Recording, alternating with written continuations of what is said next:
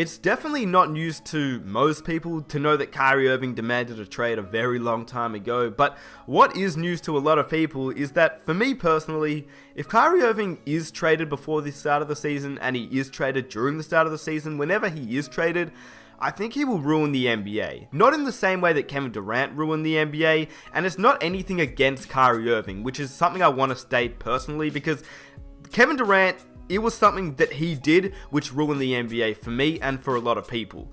Kyrie Irving won't ruin the NBA by the move that he decided to make. It's the fact that the NBA that we are watching and the NBA that we're consumed by is really in a weird stage at the moment. I want to touch on the subject of conferences. I want to touch on the subject of players and how good they really are in terms of star players, superstar players, and all-star level players, which is something that we'll get into in this video. But before I start, I just want to say that Kyrie Irving, most realistically, if he were to be traded, I think Cleveland would have to look for a young guy to actually get in return for Kyrie Irving. But the fact is, if you have LeBron James on your team, you're going to want to compete for a championship. I mean, he is the best player in the NBA. Despite not winning the MVPs the last couple of years, LeBron James, if you have him on your team, you know that every year he's going to compete 100%, put his body on the line, and go and try and win an NBA championship. It's simple as that. LeBron James, he is that good. So if you've got LeBron on your team, you're going to want to compete for a championship. So I think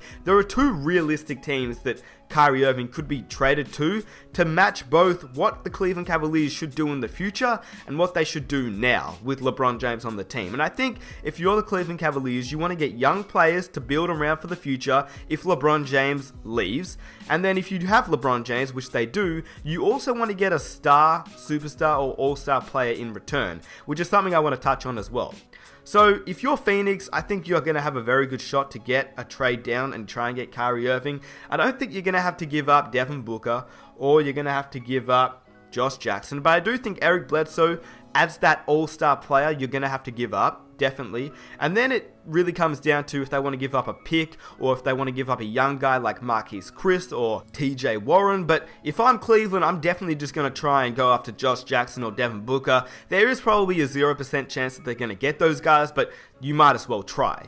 In saying that, Miami is also another team that could go after Kyrie Irving simply for the fact that they can give up someone like Goran Dragic, who is that all-star level player. He's not an all-star, but he's that type of player that you can fill in for Kyrie Irving as a replacement. He's definitely not a replacement for Kyrie Irving, but you know what I mean. He can play that suitable starting position for the Cleveland Cavaliers. And then you can also throw in a young piece that the Cleveland Cavaliers can build on if LeBron James does decide to leave. Maybe Justice Winslow or Josh Richardson, someone like that, Tyler Johnson. There's a lot of young players that Miami could give up. The thing is though, if he were traded to Phoenix, who is in the Western Conference, to me it just ruins the NBA. Not because of the move by Kyrie Irving or the demand for a trade, because I do understand why he does want to leave. He wants to be the main guy. I don't agree with that point of view by him, but if I'm Kyrie Irving, I might have a different mindset because he's in the NBA and I'm not. So I'm not going to say why Kyrie Irving demanded a trade. I will understand why. At times I don't understand why, but that's just for him to decide. He demanded a trade, that's his call. But if he does go to the Western Conference, the amount of players that have gone to the Western Conference is just unbelievable. This offseason alone. If Kyrie Irving does go, then you've got him, you've got Jimmy Butler, Paul Millsap, Paul George, which is insane. That's 4 star players or all-star level players that have gone to the Western Conference, making the Eastern Conference even worse. Not to mention Carmelo Anthony, he may even join the Houston Rockets, maybe not by the start of the year, but maybe at the trade deadline or somewhere through the year, he may join the Houston Rockets, which is the main destination that a lot of people think Carmelo Anthony will join. So for me, when you look at the Eastern Conference, who are your star players? You've got LeBron James, Giannis, John Wall, who I think are 3-star players. And for those that don't know, there needs to be a real defined line on who star players are in the NBA. And a very, very long time ago, I watched a Dom 2K video and he talked about what are star players, what are all-star players, and what are superstar players. I'll leave a link to that video in the description box down below if I can find it. But that really got me thinking, because when you look at the Eastern Conference right now, I think you really only have 3-star players. You've got LeBron James, Giannis, and John Wall. Then you've got your those kind of all-star level players, when you've got DeMar DeRozan, Kyle Lowry, Isaiah Thomas, who there's going to be a lot of people that say Isaiah is a star, there's going to be a lot of people that say Isaiah is an all-star. To me personally, I love Isaiah, but I just don't think he's as good on that level as LeBron, Giannis, and John Wall. But in saying that, he has shown that he can match up with John Wall at times. So that's where it comes into play. It just depends on who you preference as that star player. But even then, you've got Gordon Hayward. I don't think is a star. I think if you put him on the Western Conference like last year, he's not one of those top level players. Same with Isaiah Thomas. If you had him in the Western Conference, would he really be that star player? And that's where it comes into play as well.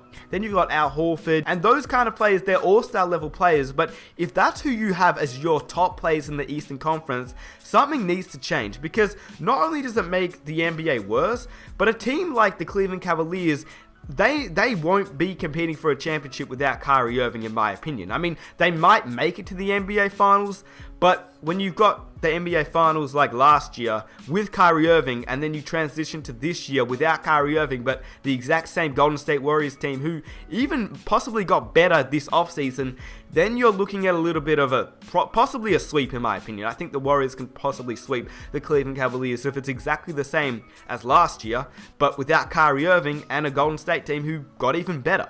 So with that being said, if Kyrie Irving does leave the Cleveland Cavaliers, it will ruin the NBA, because we know that the Boston Celtics have a very strong team. Isaiah Thomas, Gordon Hayward, Al Horford, 3 all-star players possibly in the Eastern Conference. Then you've got DeMar DeRozan and Kyle Lowry, 2 all-star players on the same team. Then you have LeBron James and his Cleveland Cavaliers, who LeBron will lead a Cleveland Cavaliers team, but he doesn't have that sidekick anymore of Kyrie Irving, and that leads Kevin Love to have to step up, and we don't even know if he can do it, but he has shown he can do it in Minnesota, so he may be able to do it now that Kyrie Irving may be gone.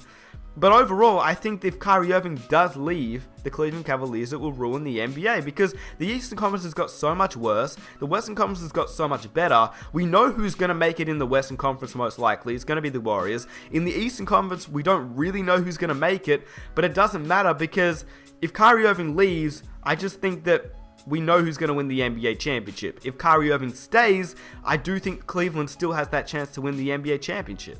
The only other way I can see this not ruining the NBA for me this season, if Kyrie Irving does get traded for a player of his level. Someone like maybe an Isaiah Thomas from Boston, but even that is just so unrealistic. It's not unrealistic in the sense of the chance of it happening is unrealistic. It's unrealistic in the chance that the Celtics have built this team that they may not want to just dissolve by getting rid of Isaiah Thomas and getting Kyrie Irving, despite who's the better player. So for me, I just can't see this NBA season being an enjoyable season for me to watch. There are games that are going to be insane, but most of those games are going to be in the Western Conference, and most of them aren't going to be in the Eastern Conference, apart